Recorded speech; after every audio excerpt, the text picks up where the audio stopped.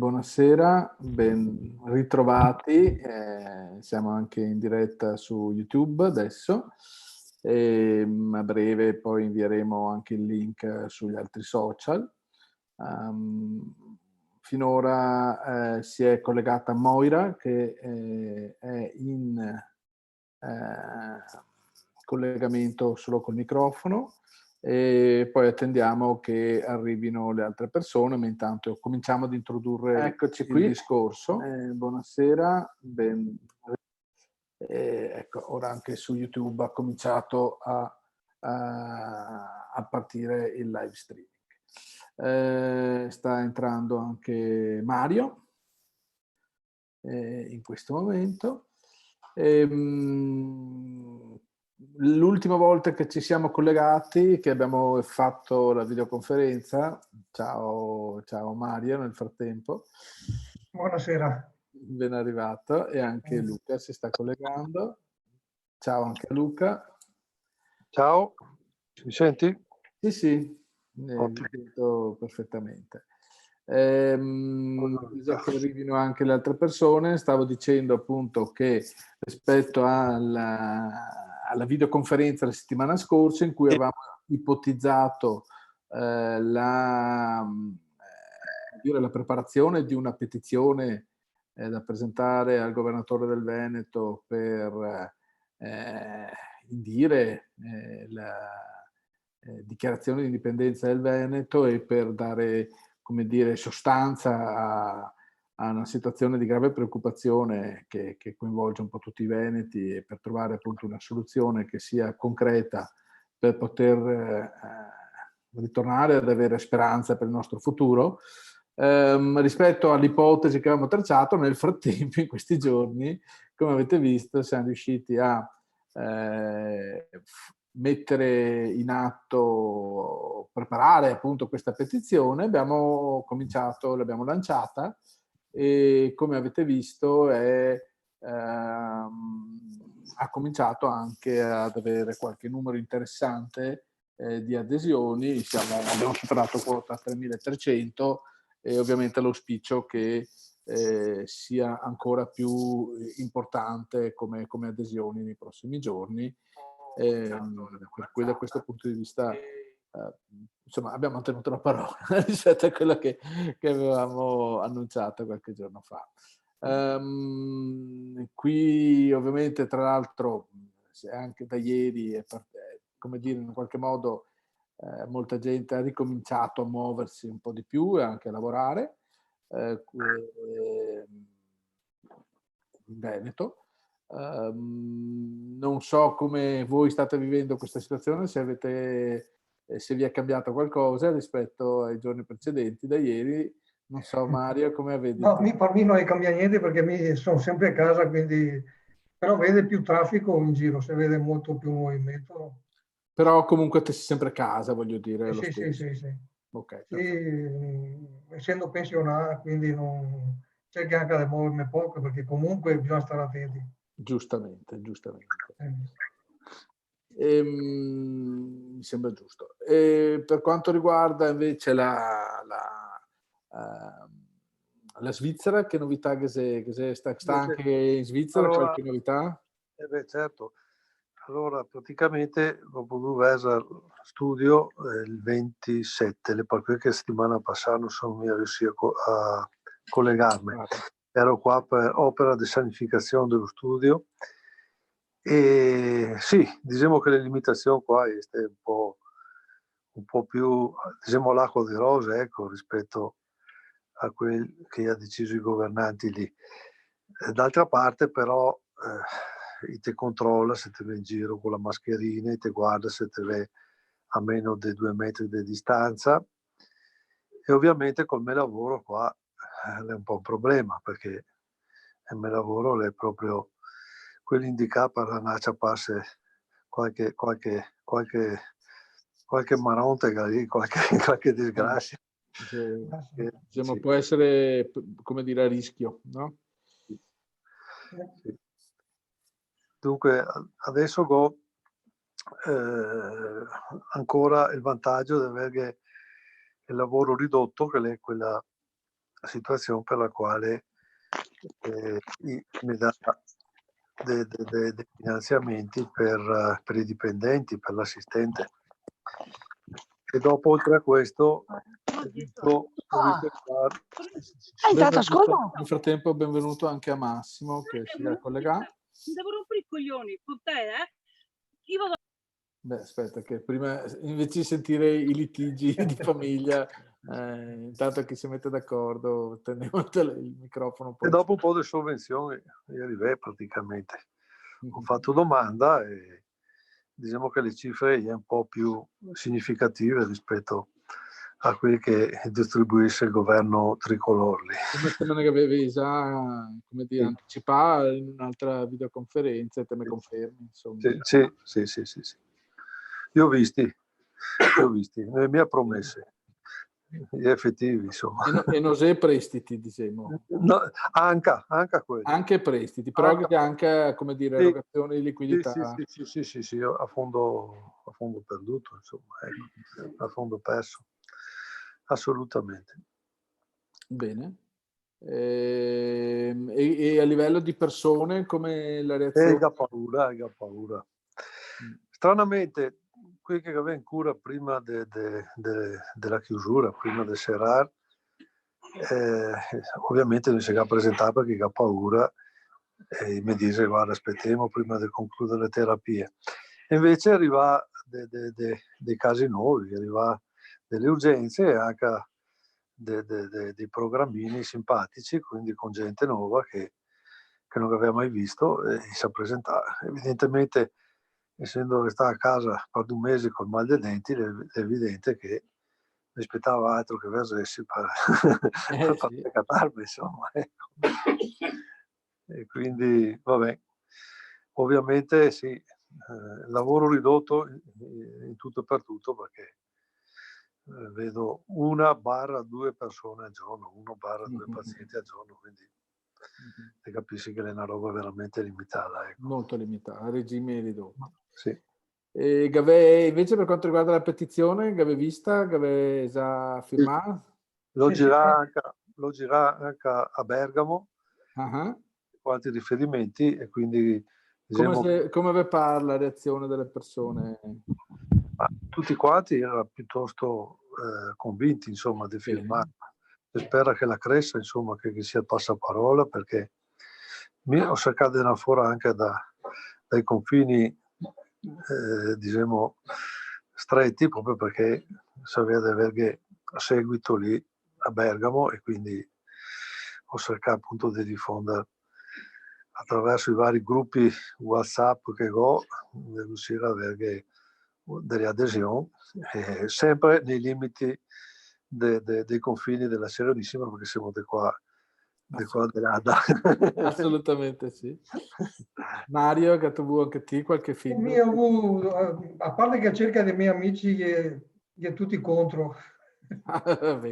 Veramente non so, mi dice che non capisce niente, però non posso neanche dirlo perché certo che pensarlo e basta.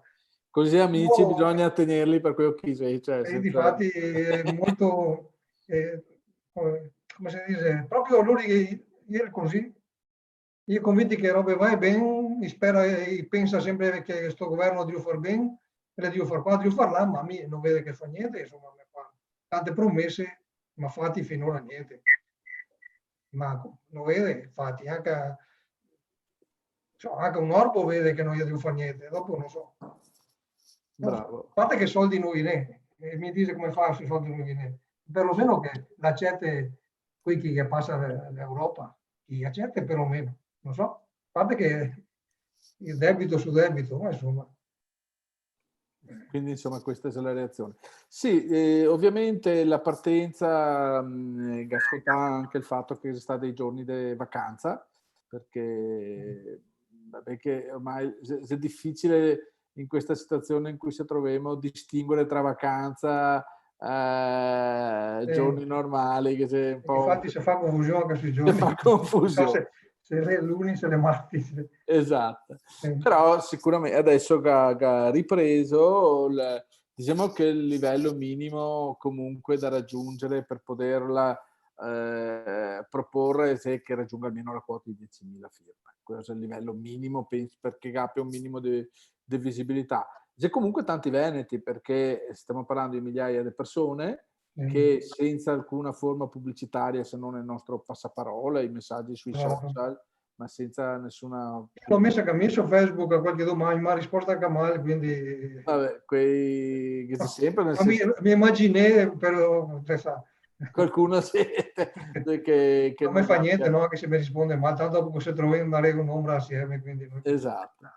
Ecco, un modo molto, come dire, interessante per spingerla, appunto, c'è la condivisione sui social come Facebook, sì, mio condiviso, sì. Anche su WhatsApp, i propri contatti, eccetera, magari con un commentino, perché se te metti solo il link dopo le persone vanno a vedere, se invece tu dici firma, insomma, questo è un momento importante per farsi sentire. E quindi sì, sicuramente da questo punto di vista che c'è più possibilità di farsi ascoltare e di ottenere l'effetto desiderato. Una roba importante mi pare che sia, credo che mia limiti temporali per questa situazione. No, noi altri non avevamo nessun limite, la che abbiamo lanciata, che avevamo tutto il tempo, come dire, necessario per raccogliere appunto l'adesione, anzi si può lasciarla anche là. È chiaro che se si acconcentra, che c'è più persone anche che risponde, cioè che c'è più un effetto virale, mi vedo che comunque che se una persona ogni 5 minuti che va a firmarla, non è poca cosa. È chiaro che nei momenti di maggiore pressione, che già era tipo 2-3 persone al minuto che la firmava durante il giorno. Dopo nelle ore notturne ovviamente cala un po' l'attenzione, e dopo invece nelle ore un po' più distanche te una persona ogni 10 minuti, 7, 8, 10 minuti che la firma. Per cui ecco, se si riuscisse ad arrivare a spingere un'adesione con una firma, non dico al minuto, ma ogni 2 minuti, ecco che quello sarebbe un buon ritmo da tenere, perché a quel punto ti tagga su un'ora una trentina di persone che si aggiunge, e su una giornata te ne fa 300-500 firme, te riesci a farle. Ecco. Questo è un po' il ritmo che stiamo di cercare di tenere, stiamo tenendo. Perché ho visto su Facebook anche quelli del Partito di Veneti un giorno gli ha messo la stessa immagine, stesso coso con scritto su firma per l'autonomia del Veneto. Ah sì? No, non l'ho mai visto. Come mai? Gli ha messo proprio la stessa immagine e tutto quanto. Ma è chiaro che secondo me venirà fuori nel tempo questa differenza di linea tra noi altri e appunto altri raggruppamenti.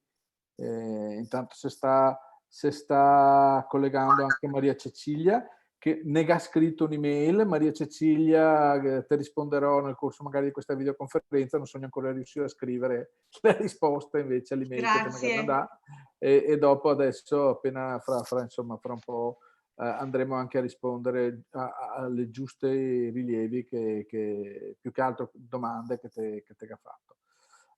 Intanto benvenuta, tutto bene? Tutto bene, grazie. Sto lavorando molto da casa. Io sono docente, ovviamente insegno soprattutto inglese, come si sente dalla pronuncia. Sono madrelingua, nata in Sudafrica, rimpatriata oltre 20 anni fa. Io faccio docenza anche nelle varie aziende venete, in tutto il Veneto. Quindi insegno tutto ciò che c'è da insegnare, ma nella lingua inglese. Quindi anche business English, diciamo. Soprattutto business English. Sono responsabile della formazione del personale. Bene. Quindi amministrazione, vendite, soprattutto marketing e communication in inglese, perché è di questo che necessitano le nostre aziende. Infatti. Beh, magari potremmo anche sentirci così senza impegno anche a livello professionale, perché Certo. Mi capita e penso che capiti anche a molti che ascoltano, che Sì. sono collegati, per cui sapete che c'è... Devo dire che il Veneto ha un gran bisogno di imparare a comunicare, Assolutamente sì. È una delle... perché abbiamo anche delle idee splendide, fattibili, però non sappiamo esprimerle. Difatti vediamo che quasi tutti i nostri parlamentari sono o dal centro Italia o dal sud Italia. Uno dei motivi è anche perché il Veneto, ripeto, non sa mettere in parole i propri sentimenti, le proprie capacità, le proprie iniziative. È vero, verissimo. È una lacuna che dobbiamo colmare. È vero, su questo non ci piove, magari la nostra maggiore predisposizione al fare, al creare, ci fa passare in secondo piano questo punto, quando in realtà sarebbe qualcosa di molto importante da valorizzare, soprattutto in un'era di comunicazione, tra l'altro visuale spesso, non solo verbale, molto molto importante come quella che stiamo vivendo. È utile, è proprio indispensabile, perché se non ti sai porre nel modo giusto, la gente non dà retta. Non dà retta. Noi sappiamo che ci sono molti politici in televisione che dicono il nulla assoluto, però lo dicono in tal modo che la gente si incanta, si illude, li votano. Anche questo fa parte della comunicazione. Assolutamente sì.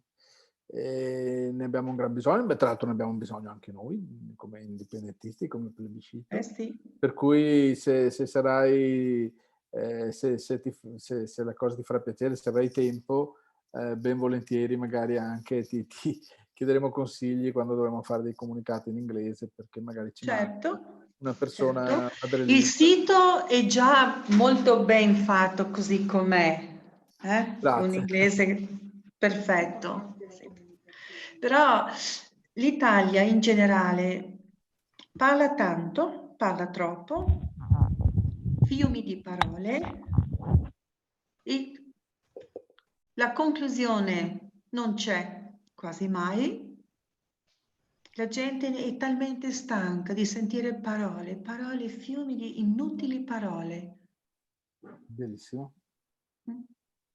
Cioè, io che faccio traduzioni magari anche da altre lingue, perché se sei nell'ambito della comunicazione fai anche traduzioni tecniche, tu prendi sempre il manuale di 20 pagine scritto in italiano, ora che l'hai tradotto in inglese corretto, senza omettere nessuna informazione, ne hai 10 di pagine. Usiamo troppe parole, le troppe parole confondono, non è vero che spiegano. In effetti l'inglese è Chi molto sa più parlare non ne utilizza tante di parole, ma semplicemente utilizza quelle giuste. E per poter utilizzare le parole giuste devi aver compreso il contenuto, devi conoscere bene la tua materia, che ci porta a un'altra cosa, cioè che i nostri politici, non avendo esperienza né conoscenza, coprono questa inesperienza utilizzando tante parole. Alla fine non hanno concretizzato nulla. Ripeto, non si conclude, il discorso non si conclude mai. Certo. E non si riesce proprio a portare un messaggio che sia facilmente comprensibile da parte di chi ascolta, anche perché spesso quello è l'obiettivo, la confusione, il fumo. Sì, la confusione, il non dire, sì. Ma ripeto, c'è anche il non sapere dietro tante parole. Assolutamente. E sprechiamo tempo perché abbiamo sprecato generazioni oramai di tempo, generazioni, senza concludere. Assolutamente. Parole sagge, Maria Cecilia, grazie per quanto ci hai detto. E poi direi io, sì. venendo appunto da un'altra cultura che ho vissuto, che ho fatto anche mia, I veneti devono imparare a stare uniti. Non ne sono proprio capaci, bisogna incolarvi.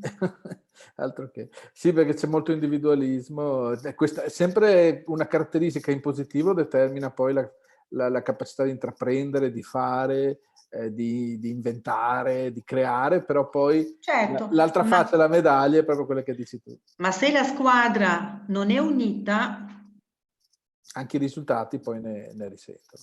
non raggiungi l'obiettivo. Assolutamente. Anche di questo è stanco il popolo, un po' tutti sono così, questo è ciò che sento. Cioè, organizziamo qualche cosa, dopo un breve periodo di tempo il gruppo si è spaccato, si è diviso, divergenze, litigi. Non fa bene al popolo veneto. Assolutamente. Un obiettivo deve essere un obiettivo condiviso che abbiamo in comune. Le divergenze, se ci sono, vanno risolte al nostro interno. Sono parte delle regole del gioco, insomma. E magari saper comunicare aiuta anche a tenere unito il gruppo. Senz'altro. Perché ti assicuro che quando c'è un articolo lungo, eccessivamente lungo, la gente non legge. E quando c'è un discorso lungo, la gente non ascolta. Sì. Grazie per le tue parole, Maria Cecilia. Yes. Ecco, io non faccio vedere la mia faccia proprio perché insegno appunto in molte aziende venete, collaboro con molte scuole di lingue, sono anche nelle scuole statali, quindi faccio il lettorato alle superiori, lettorato di letteratura inglese ed anche americana e pure storia della letteratura. E Bene. quindi per Sì, ora quindi è meglio non dare troppa che le varie visibilità. insegnanti e presidi non vedono la mia faccia. Anche perché è un ambiente, come dire, tradizionalmente non molto, con elementi ostili, insomma, Sì. numerosi e soprattutto con voci Sì. che si sentono. Soltanto che mia figlia, io sono anche nonna adesso, andava a scuola, nata pure lei in Sudafrica, ma comunque è tornata qui con un'altra mentalità, un altro approccio, dove noi abbiamo il coraggio di essere noi stessi, non ci facciamo intimidire, e quello che è giusto è giusto. E andava a scuola, visto che le sue insegnanti parlavano sempre male della Padania, del nord, dell'indipendenza, lei andava a scuola con la maglietta di Miss Padania.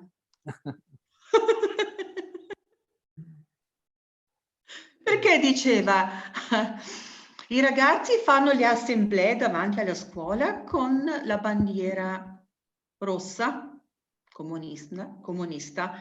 E allora, se questa è una vera democrazia, se veramente sono libera di esprimere la mia idea, il mio pensiero è diverso dal vostro, è verde, non è rosso, ma aveva il coraggio di farlo e aveva solo 14 anni.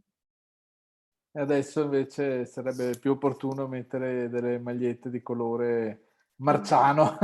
Sì. Beh, non mancano i fazzolettini intorno al collo, Bene.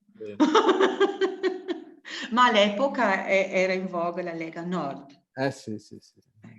E si mirava al federalismo, perché se noi avessimo un vero federalismo funzionerebbe molto bene.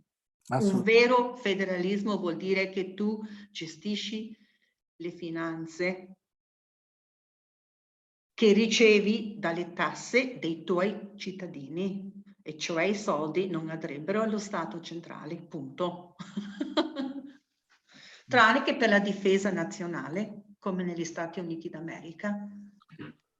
Infatti nella petizione, nel testo della petizione abbiamo fatto riferimento proprio anche a questo. Diciamo che fin dalla creazione dello Stato italiano c'è stato più di qualche, come dire, politico e più di qualche intervento, anche che è arrivato a combattere in Parlamento, diciamo, per la propria per la definizione e la trasformazione dell'Italia in uno Stato federale. Però qualsiasi di questi interventi, anche i relativi leader e pensatori che hanno portato avanti questa diciamo, riforma, possibile riforma, sono stati sconfitti inevitabilmente, inesorabilmente. La storia italiana è sempre stata una storia centralista, ma la ragione è anche presto detta, cioè in teoria, appunto, come diceva Maria Cecilia, un'idea di federalismo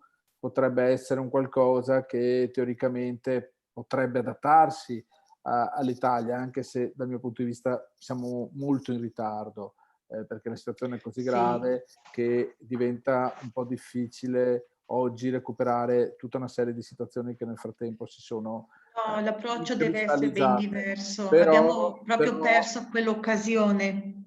però diciamo che Più che perso l'occasione, non ce l'hanno permesso. Però fondamentalmente questo tentativi si sono rivelati tentativi utopistici, perché lo Stato italiano nella sua, come dire, natura si regge proprio sul centralismo, nel senso che questa grande differenza, disparità, questa situazione, come dire, appunto di grande differenza ha creato la scusa per le classi dirigenti, per le classi burocratiche, di attuare delle forme di clientelismo, delle forme di gestione del potere basato sul voto di scambio, fondamentalmente. Se tu L'Italia è levi, questa, è sempre basata sul voto di scambio. Se tu levi questo, l'Italia si sfalda, l'Italia stessa, si sfalda il concetto. Certo, perché non si fa il bene dell'Italia, ma il bene di qualcuno.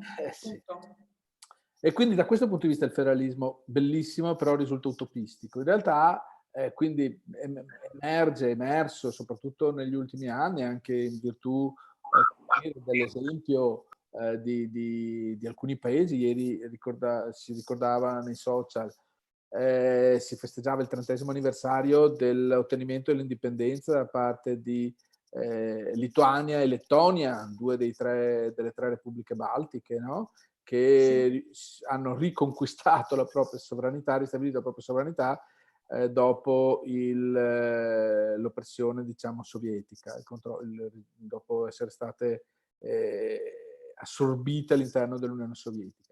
E quindi, partendo proprio dalle repubbliche baltiche e da altre esperienze dell'allora Europa dell'Est, è partito un processo di ottenimento dell'indipendenza nell'epoca contemporanea che in un qualche modo oggi cerca di arrivare anche nella parte occidentale dell'Europa. E in questo senso, se vogliamo, una caratteristica che ha il Veneto è proprio di godere all'interno di queste regioni senza Stato delle più alte percentuali di consenso intorno all'idea di indipendenza, ma contemporaneamente della mancanza totale di una classe dirigente politica che la persegua. A differenza per esempio di Scozia e Catalogna, per fare i due esempi più famosi, dove ci sono dei partiti, delle classi dirigenti indipendentiste molto forti che prendono anche molti voti, ma l'idea di indipendenza non è ancora maggioritaria, o non è maggioritaria in forma così evidente tale da riuscire a scalzare la resistenza degli stati centrali. Sì. In Veneto invece, paradossalmente, se ci facesse, come abbiamo fatto il referendum sull'indipendenza, e se lo rifacessero in qualsiasi istante, il consenso è plebiscitario. Quindi non si pone il problema del consenso. Da questo punto di vista siamo più fortunati, e in questo senso anche noi abbiamo spinto questa petizione in questo momento. Quello che manca è proprio una autocoscienza delle classi dirigenti, e la petizione che abbiamo spinto proprio serve anche a questo, a far maturare questa autocoscienza, in primis al governatore del Veneto, che noi sappiamo in questo momento godere di un grande consenso, anzi Certo, vi per come sta condivido, gestendo la vi situazione al condivido momento. come si dice, un elemento che oggi, un articolo che oggi è stato pubblicato, non so se l'avete visto, sul Financial Times, quindi non solo la stampa, non solo, come dire,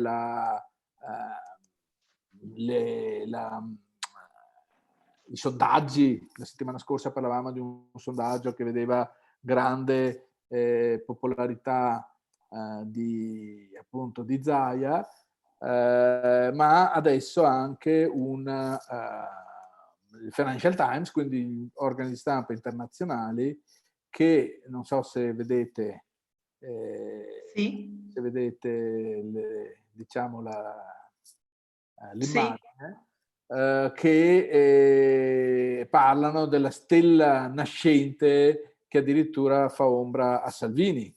certo.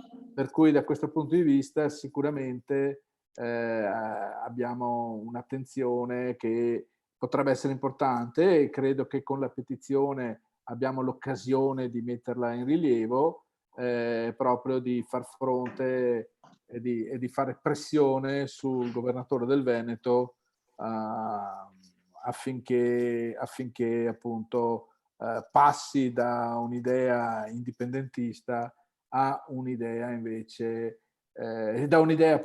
federalista a un'idea indipendentista. Sì. Ovviamente lui fa riferimento all'idea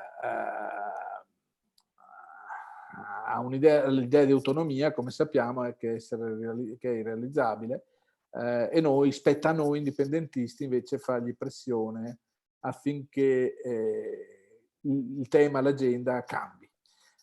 Posso chiedere, secondo voi, perché lui non fa questa richiesta direttamente all'Unione Europea? Visto che il consenso ce l'ha, il Perché Maria referendum Cecilia l'ha fatto ed è legalmente riconosciuto? brava. Allora, perché in realtà credo, intanto non so se avevo salutato anche Damiano, che nel frattempo si era collegato. Ciao Damiano. Perché molti fanno riferimento appunto a Zaia, Luca Zaia, come appunto un elemento puro idealista indipendentista. In realtà Luca Zaia è un politico amministrativo, un amministrativo in particolare, un amministratore, ed è un amministratore in capo alla Lega, cioè Sì, il cui partito è la Lega. Quindi è molto difficile che Luca Zaia nell'attuale situazione prenda diciamo una linea e prenda delle decisioni in contrasto con quello che è la linea del partito che in qualche modo lo sostiene, lo candida e lo porta, e per il quale egli stesso concorre. Per cui credo che il problema sia quello, cioè l'idea è fare una pressione tale per cambiare questo paradigma che invece è incentrato su Roma, sulla centralità dell'Italia. Scusa Sì. Gianluca, al netto di quello che è, diciamo, la tua analisi corretta sul comportamento di Zaia, in ogni caso volevo far presente che i catalani, che sono molto più determinati, hanno provato ad appellarsi all'Europa con il risultato che sappiamo. Scusami l'inciso. No, è vero, è verissimo. Io sì, credo che qui sia necessario anche qua, perché spesso si ragiona in termini idealistici e questo va bene. Però noi dobbiamo tenere presente che la realtà è molto diversa, la realtà è molto meno poetica e più prosaica, e quindi tutti si fanno i propri interessi. È chiaro che i catalani non hanno mai avuto alcuna possibilità che l'Europa appoggiasse, come dire, la propria battaglia, perché l'Europa, l'Unione Europea, soprattutto in quel momento, si basava su un equilibrio politico per cui l'appoggio dei partiti spagnoli centralisti era fondamentale per tenerla in piedi. Per cui era illusorio pensare che l'Unione Europea si suicidasse politicamente per appoggiare la parte politica catalana. Quello che invece è possibile è la partita che ha fatto che sta cercando di fare la Scozia, dove tra l'altro l'ideale diciamo, l'idea di indipendenza è ancora minoritaria, però ci sono le precondizioni perché l'Europa la possa appoggiare, perché lì la partita è diversa, cioè si trovano di fronte a una Gran Bretagna che è uscita, che sta uscendo, che è uscita, e quindi la Scozia può essere invece un'occasione per l'Europa di di mettere una bandierina a proprio favore, di dividere la Gran Bretagna e di far rientrare la Scozia all'interno dell'Unione Europea. Il Veneto può giocarsi, come dicevamo anche la settimana scorsa, una partita particolare, perché l'Italia si trova in una condizione finanziaria molto grave e non è detto, secondo alcuni può essere uno scenario plausibile, che da qui a un anno si trovi ad uscire o a fare pressioni molto forti sull'Europa per uscire. E quindi il Veneto in quel momento può giocare la propria partita dicendo sì, ma noi siamo in realtà parte del sistema produttivo industriale europeo e non vogliamo rinunciarvi, non vogliamo staccarci da questo, vogliamo staccarci all'Italia. Allora in quel momento probabilmente potremo giocarci le nostre carte. Quindi cambia il quadro strategico in cui si opera. La Catalogna probabilmente aveva sottovalutato questi aspetti o non ha trovato quella finestra, come dire, che il Veneto potrebbe trovare, che la Scozia pure potrebbe trovare favorevole. Noi dobbiamo giocare su questo perché, come si è detto l'altra volta, l'indipendenza è illusorio pensare di ottenerla da soli, devi crearti un quadro di alleanza internazionale, devi crearti un quadro di, come dire, di partner potenti che condividano con te questo stesso interesse. Se tu diventi funzionale al perseguimento dei loro interessi, ti appoggiano. Vanno ad appoggiare anche l'indipendenza del Kosovo se serve, no? I grandi attori internazionali. Se invece non sei funzionale a questi interessi o non sai giocare le tue carte in modo strategico, la tua partita non ha speranze perché da solo non vai da nessuna parte. Quindi in questo senso secondo me è importante. Quindi va bene anche dire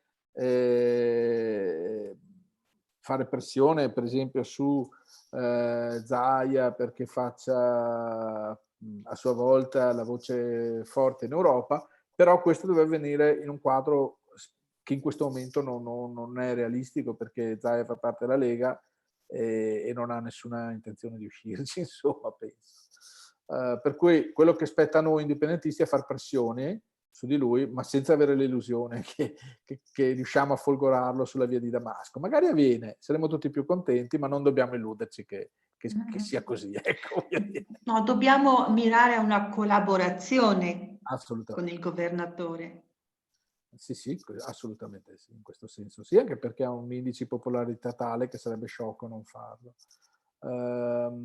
Senza risparmiare critiche né a lui né a nessun altro, però anche sapendo che è utile costruire delle sinergie e dei piani di collaborazione.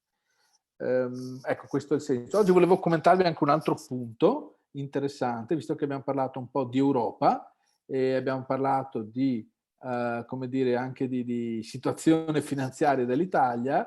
Volevo mettervi in evidenza un'altra cosa interessante, e vediamo se riusciamo a condividerla, ovvero la decisione della Corte Costituzionale tedesca, la sentenza della Corte Costituzionale tedesca, non so se avete sentito, che ha dato un ultimatum alla BCE, diciamo 3 mesi appunto per giustificare il quantitative easing. In termini pratici non è che cambia moltissimo, però fondamentalmente è un segnale che la Corte Costituzionale tedesca e in subordine ovviamente la Bundesbank, Banca Centrale Tedesca, cominciano a porre dei paletti su quello che Draghi aveva chiamato il whatever it takes, no? Come dire, l'inondare di acquisti di titoli pubblici il mercato per far fronte a eventuali attacchi speculativi, in particolare sull'Italia, sul debito sovrano italiano. Questo è interessante perché è un cambio di clima e sicuramente, come dicevo, non riguarda gli interventi relativi al coronavirus di questi decisi appunto col programma PEP cosiddetto, però cominciano a mettere in discussione invece il QE, il quantitative easing.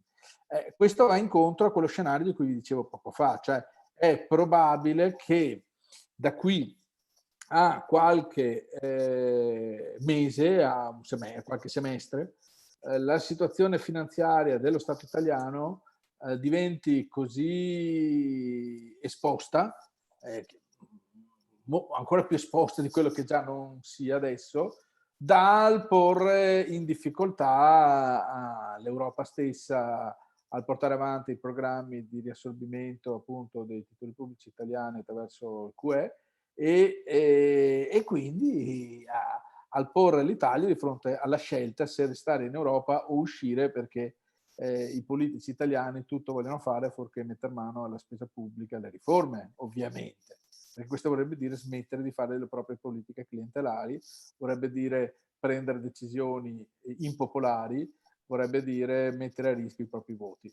E tutto vogliono fare i politici italiani fuorché questo. Quindi con la crescita che ci sarà senz'altro nei prossimi mesi del debito pubblico e della sua maggiore insostenibilità, unita alla voce sempre più forte dei paesi del nord Europa, della Germania, contro politiche di chiusura degli occhi di fronte a tutto ciò, può creare quello scenario che vi dicevo io, cioè proporre l'Italia in rotta di collisione con l'Europa, e a quel punto il Veneto può giocare le proprie carte.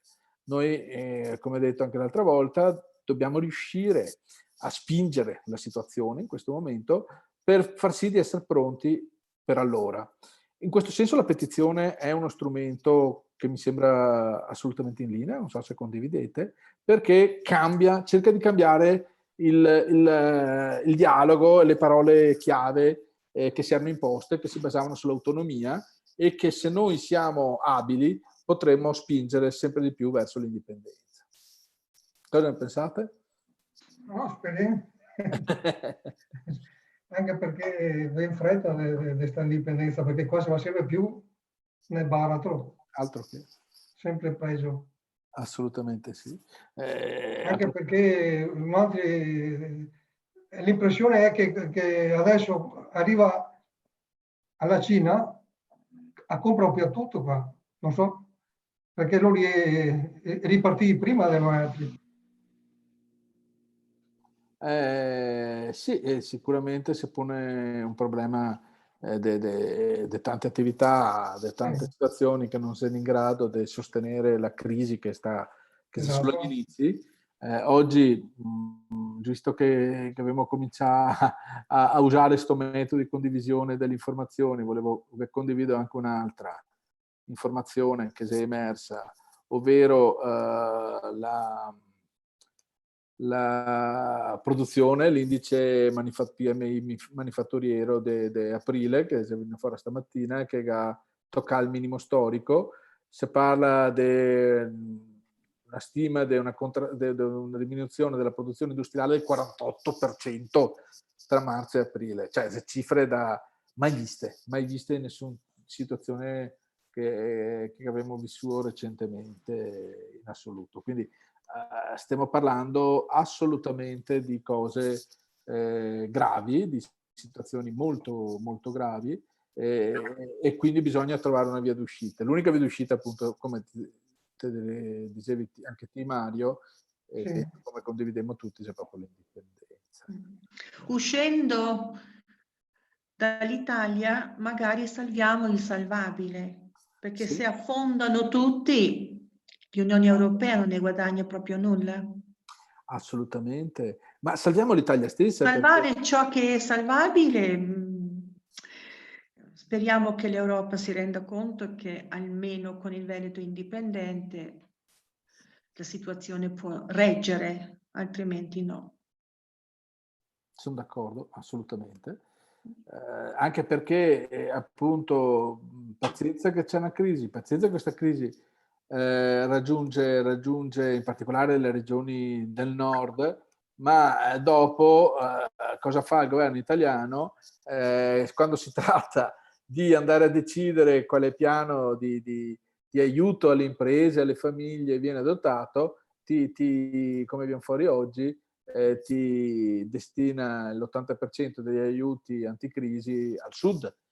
Però se la crisi ha investito principalmente il nord, la Lombardia, il Veneto e comunque il sistema produttivo del nord, perché il sistema produttivo è essenzialmente al nord, non si capisce perché poi quando si tratta di andare ad attuare un piano anticrisi i risultati siano sempre quelli di andare ad aiutare principalmente il sud, anche in queste situazioni gravi che farebbero propendere per delle ipotesi assolutamente diverse.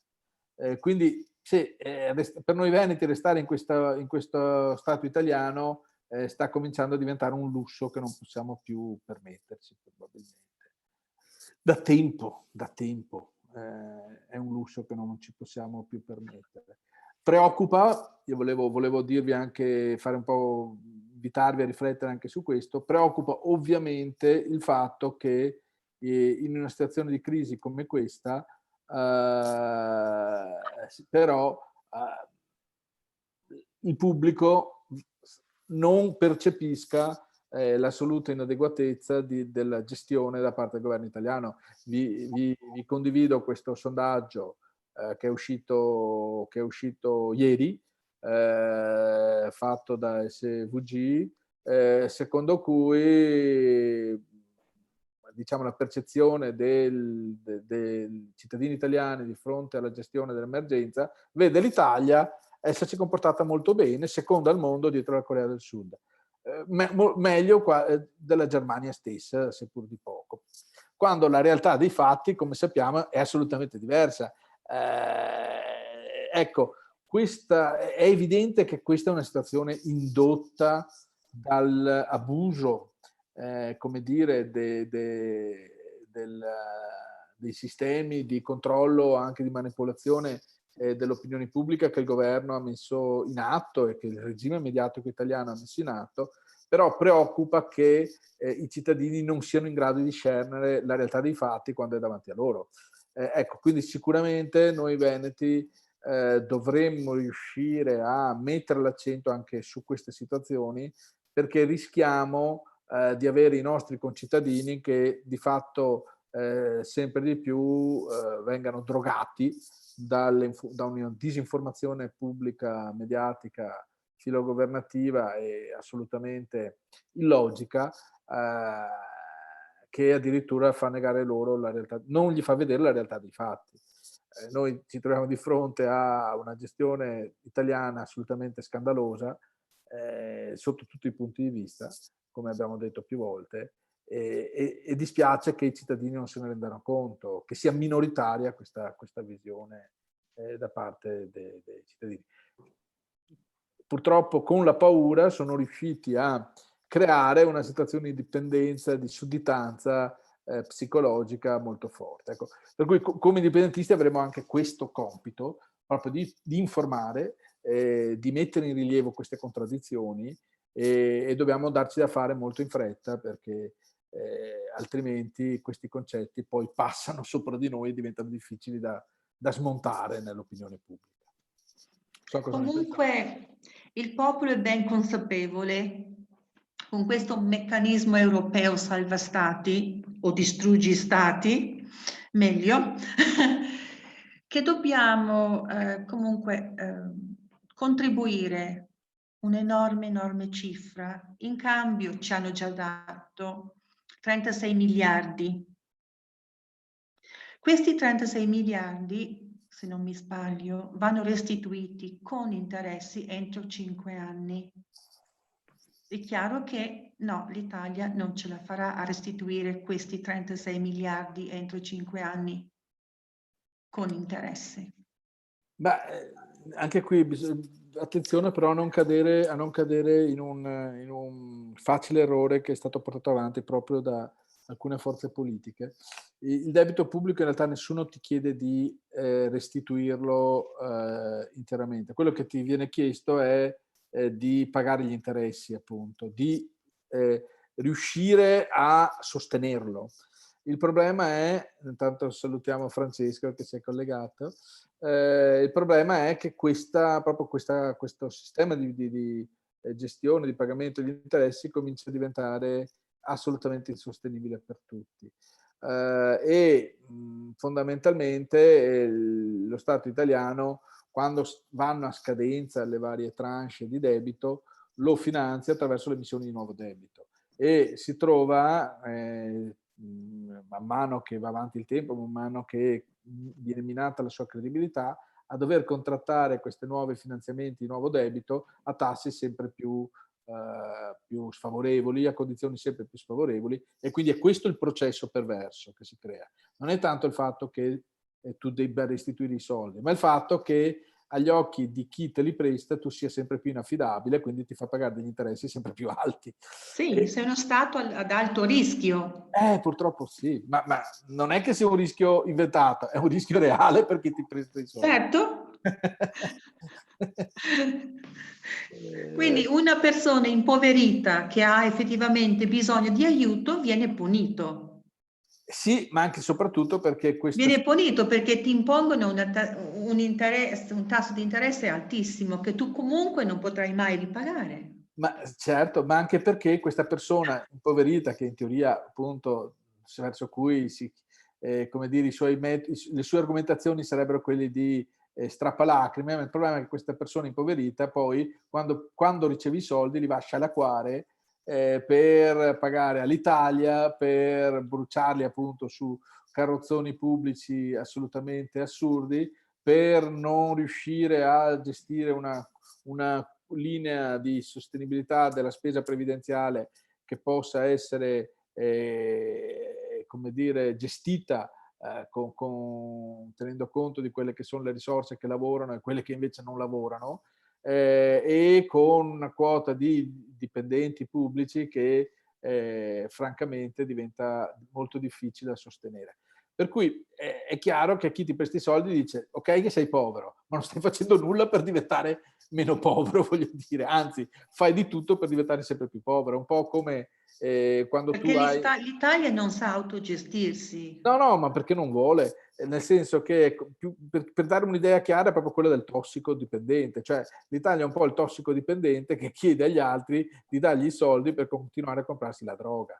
E quindi sì, è vero, sei povero, sei tossicodipendente, sei magari anche ubriacone, però non è che dici, beh sì, ma adesso comincio a smettere, faccio un piano di recupero. No, tu continui a volere i soldi per comprarti le dosi di droga. Sì, appunto, non c'è fine. Non c'è fine, quindi è chiaro che a quel punto cominciano a stufarsi anche quelli che te li danno, no?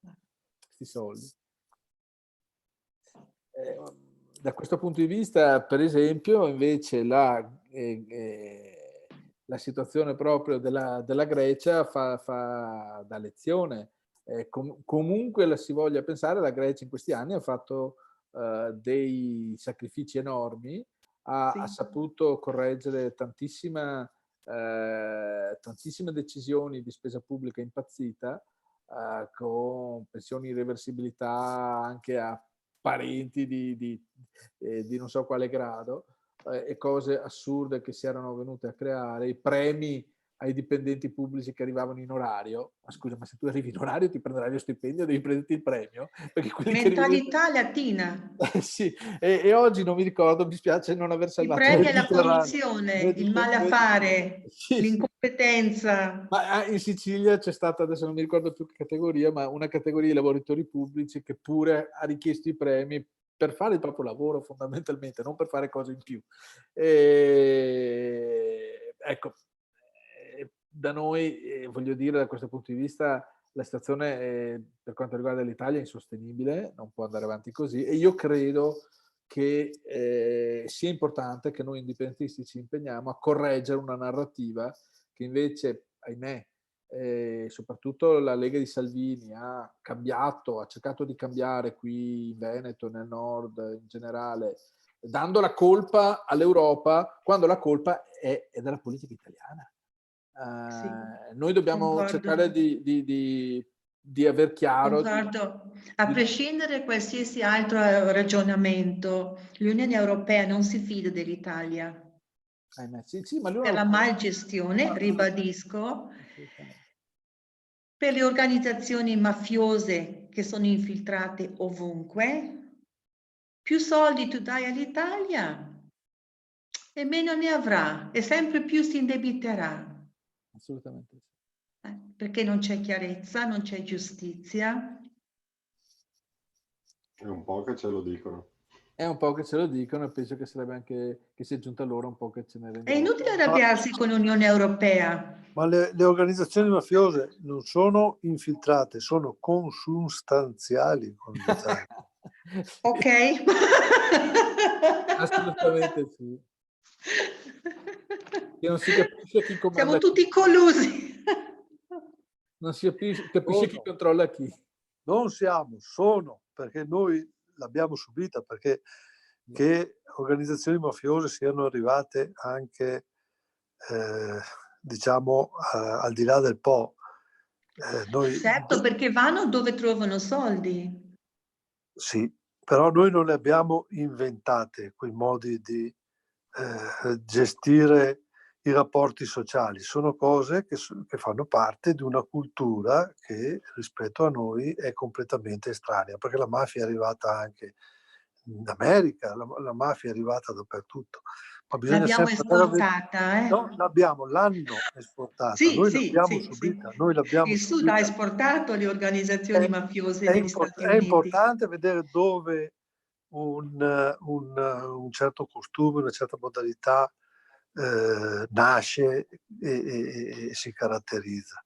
Poi è logico che queste organizzazioni hanno la possibilità di ammalare dappertutto come un cancro, però è importante vedere dove è nata, è importante vedere dove si è concepito una modalità di regolare i rapporti e mantenere un certo ordine sociale, perché in effetti la mafia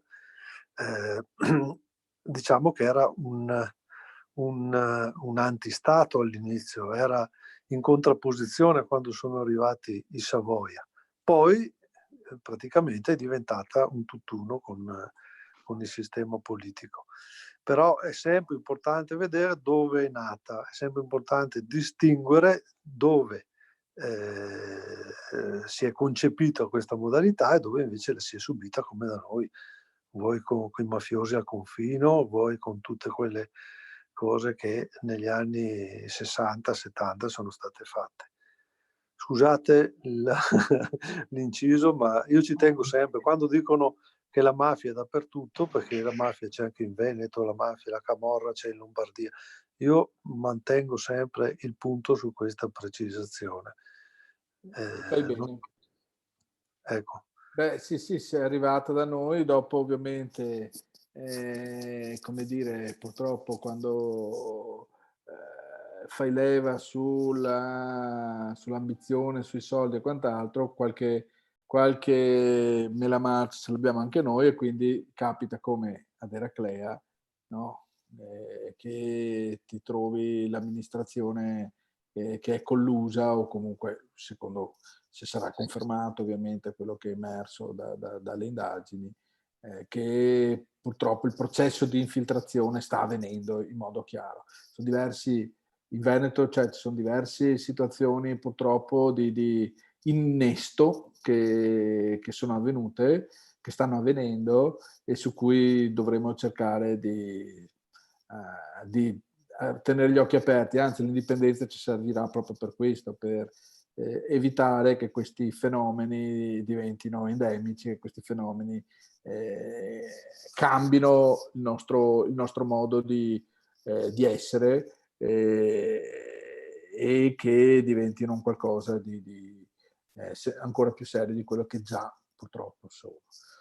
Per cui sicuramente poi c'è anche un meccanismo di evoluzione di queste organizzazioni criminali, per cui ovviamente il loro interesse è sempre di più, da un lato, intercettare business, dall'altro pulire soldi, e quindi vengono proprio qui magari a comprare aziende. L'altro fenomeno è che con la crisi si rischia Sì, di anche con le verificare. spiagge trovano alberghi. E compra, adesso con tutto quello che sta venendo su col coronavirus, quanti alberghi che sarà che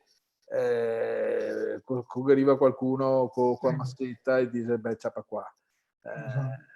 Purtroppo questo è un rischio serio che stiamo correndo, Sta già succedendo. sta già succedendo. Persone dall'estero stanno comprando proprietà di grande valore a prezzi molto molto inferiori, e anche la mafia si sta infiltrando, comprando proprietà varie, perché i proprietari non ce le fanno più. Assolutamente sì. Quindi o abbandono, lascio vuoto l'albergo, per dire, o lo do a chi mi offre qualche cosa. Assolutamente. Maria Cecilia, ti faccio anche una richiesta a proposito. Dopo tra l'altro adesso passiamo in questi minuti, anche rispondo a quello che avevi chiesto via mail.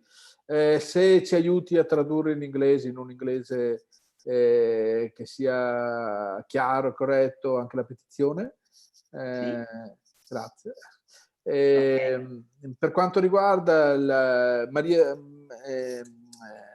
Cecilia ci aveva mandato un'email qualche giorno fa chiedendoci qual era lo stato dell'arte delle varie iniziative anche internazionali che avevamo portato avanti.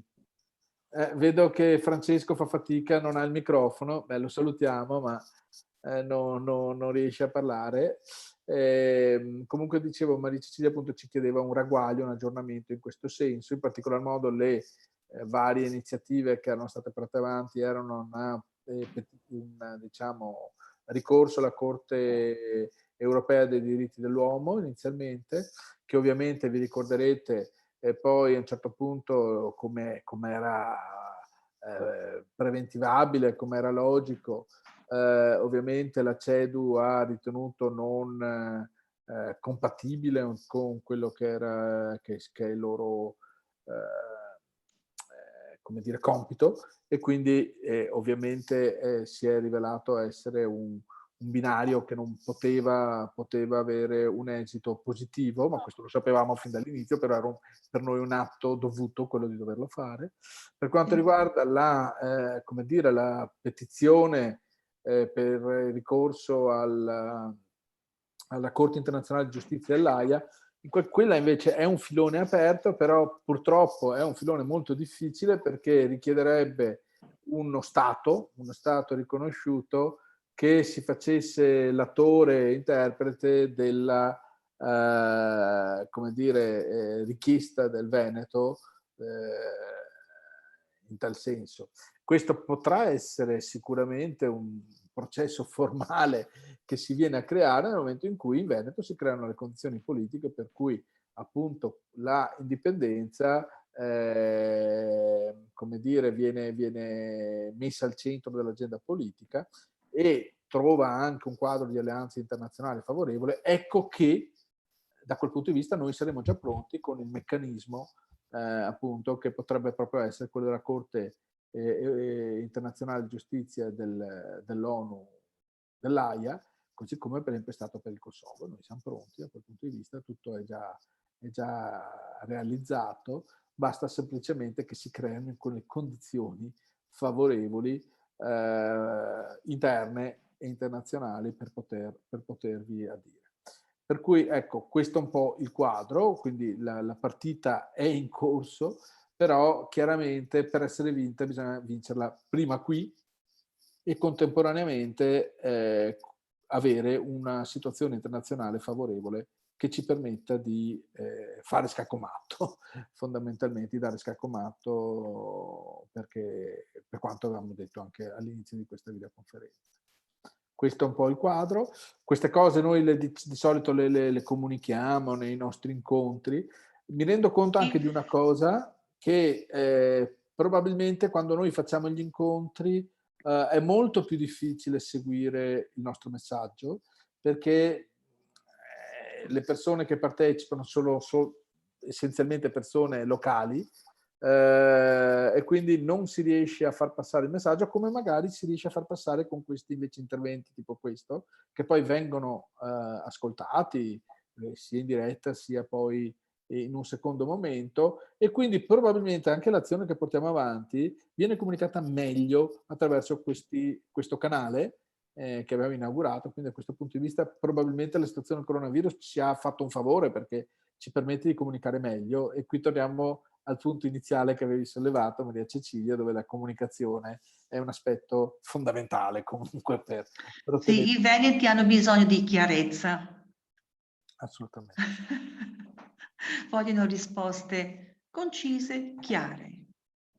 In che direzione stiamo andando? Verso l'indipendenza. Come? Punto di domanda. Altrimenti non danno peso. Assolutamente, concordo. Come? In questo senso io credo che, come è evidente, cioè nel senso noi dobbiamo riuscire a creare una pressione tale sul quadro politico per portare l'indipendenza a essere nuovamente al primo punto dell'agenda politica. Da un punto di vista, come dicevo, strategico, ovviamente prevediamo che fra un anno e mezzo si potranno creare delle condizioni tali per cui questo percorso possa essere completato, e lì a quel punto la modalità di ottenimento dell'indipendenza potrà essere, per esempio, proprio come quella che abbiamo detto pochi minuti fa, cioè un ricorso internazionale alla Corte dell'Aia, un processo di indipendenza contemporaneamente parallelo che viene intrapreso territorialmente dalle istituzioni locali, e un avvallo internazionale che può essere della UE o di altri attori che a quel punto come dire, hanno degli interessi convergenti e ti appoggiano il processo. Questo può essere, anzi dal mio punto di vista è una classica modalità, in questo momento forse è quella che ha più probabilità di realizzarsi, di sicuro più che non altri percorsi che ho visto proposti in questi giorni, che trovo molto difficili concretamente realizzare. Intanto salutiamo Damiano che ci saluta e che deve andare. Ciao Damiano. Altri percorsi che trovo molto difficili, tipo quella di un'assemblea, di una forma costituente, che sia tra territori, che sia quant'altro, che vedo molto difficile essere realizzata in modalità classica, perché prevede tutta una serie di condizioni molto difficili da realizzarsi. Condivido lo spirito di questo sforzo anche di chi sta portando avanti, mi riferisco appunto a questa entità, a questo sodalizio che si è creato e che vede diversi attori, anche amici, insomma, persone intellettuali che si stanno adoperando appunto per creare questa nuova forma costituente. Però personalmente non la vedo una cosa molto percorribile in termini concreti, perché una forma costituente richiede una maggioranza non solo da noi, ma a livello di tutto lo Stato italiano così forte, così overwhelming, no? Direi Yes, così travolgente che la vedo molto improbabile dall'essere realizzata. Anche in passato qualsiasi forma, qualsiasi proposta di costituente, anche quando fosse stata appoggiata da partiti forti presenti in Parlamento, mi viene in mente la bicamerale o tentativi tipo la bicamerale o altro, non ha portato a nulla. Per cui, ecco, quello è un percorso che sicuramente non vedo al momento, a meno che non succeda qualcosa, allora sarò il primo ad essere convinto, non vedo essere basato su basi concrete.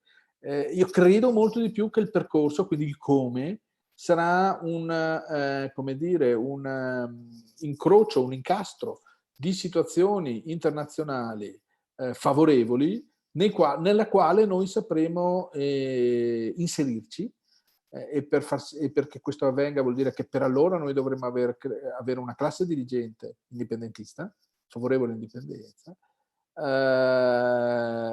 che possa diventare interlocutrice di questi interessi internazionali favorevoli all'indipendenza del Veneto.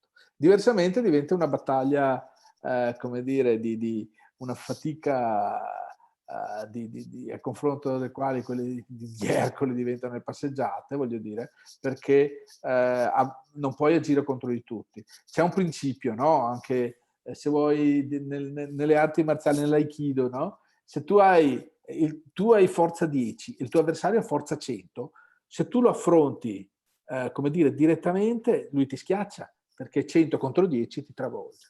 Però se tu sai utilizzare la sua forza, rivolgerla contro di lui, avrai il tuo 10 più il suo 100 contro il suo 100, quindi 110 a 100 vinci tu.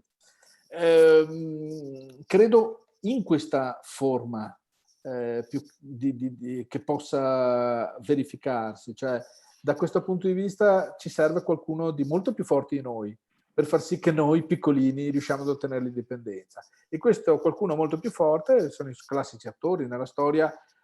Voglio dire, anche la stessa Italia si è creata perché, ad esempio, la Gran Bretagna l'ha appoggiata, ha finanziato, gli ha dato soldi, appoggio internazionale, di tutto, no? E noi magari saremo appoggiati dall'Unione Europea o dagli Stati Uniti o dalla Gran Bretagna di nuovo, che al contrario, che rifà il percorso al contrario, non lo so, lo sapremo. Se dovessi fare una previsione oggi, la previsione che faccio è proprio quella che abbiamo detto in questa videoconferenza, cioè di un'Unione Europea che si troverà a facilitare la nostra indipendenza perché le conviene di fronte a un'Italia che se ne esce. Sì, è un buon ragionamento. Sicuramente noi ci dobbiamo preparare. Devo dire una cosa che trovo molto interessante. Ho visto che ci sono diverse persone che si sono iscritte al movimento anche in questi giorni come attivisti, probabilmente anche a seguito proprio della petizione stessa. Spingeremo ancora di più magari nei prossimi giorni per far sì, perché è chiaro che un aspetto importante è anche quanti siamo, e anche persone molto preparate. Ho visto persone di qualità. Quindi io sono ottimista da questo punto di vista perché vedo un risveglio. Vedo anche persone che magari qualche tempo fa ci guardavano con indifferenza, non dico contrarietà, forse anche un po' di contrarietà, ma sicuramente indifferenza, che oggi si sono avvicinate. Ecco, se noi sapremo essere un punto di riferimento per queste persone, credo che potremo ottenere dei risultati molto favorevoli. E anzi dobbiamo proprio darci da fare in questo periodo proprio per diventare per loro un punto di riferimento, proprio per questa fetta che è sempre più crescente, perché la crisi sta colpendo in modo trasversale tanti, e quindi fa anche vedere le cose in modo diverso rispetto a qualche mese fa. Ciò che pareva impossibile a gennaio, oggi magari per qualcuno diventa uno scenario auspicabile, e magari diventa anche lo scenario nel quale lui intende impegnarsi perché si realizzi.